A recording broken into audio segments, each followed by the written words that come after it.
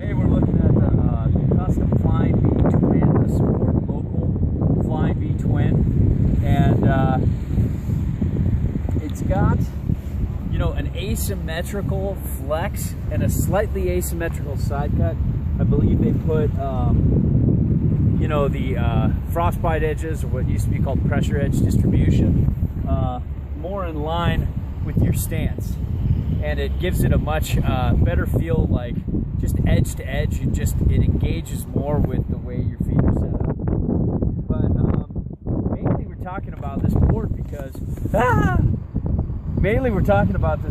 just to talk about how it rides on the hill today. We had a set of mixed conditions. We had some areas where there was like man-made kind of soft snow. We had some areas where it was firm, and some areas where it was pretty hard, like bordering on icy. Wouldn't you say, Jimbo? Yes, okay. That definitely. And so I've just, you know, believe it or not, I've been dying to take out, you know, Flying V technology out on these runs, because it's a really good indicator of how this board is gonna, you know, hold its edge. And they've got some new, you know, things, and they've added to the side cut. And I took it out with a board that has, you know, really solid edge hold, that holds well in hard snow, to compare it to, which is the Notice snowboard that I have that has, you know, some decent bumps. And there was a significant difference I felt between the two. And I went out of my way to ride over every ice patch, you know, every patch of hard snow I went over with this.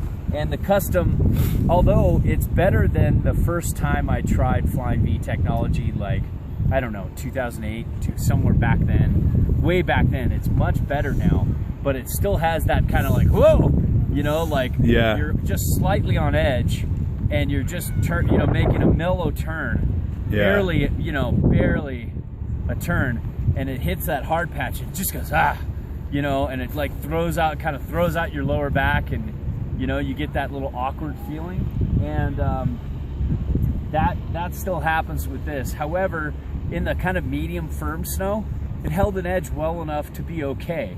But yeah, like on Andy's double gold, the steep. Yeah, that was fun down that one. It's still it's, I guess the custom doesn't like what custom was on Notice.